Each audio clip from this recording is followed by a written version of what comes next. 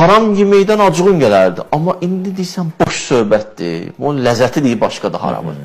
Demir, haramın deyir, ləzzəti başqadır. Zarafata da qoyur. İçin dəyişiblər.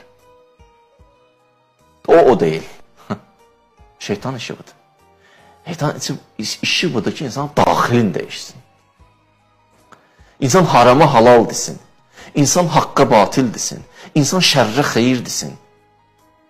İnsan pisə yaxşı desin. فَلْيُغَيِّرُنَّ خَلْقَ اللّٰهِ Deyişərəm xəlqıvi. Yaxşı, bütün səni. Və mən yəttəxizi şeytanə vəliyya.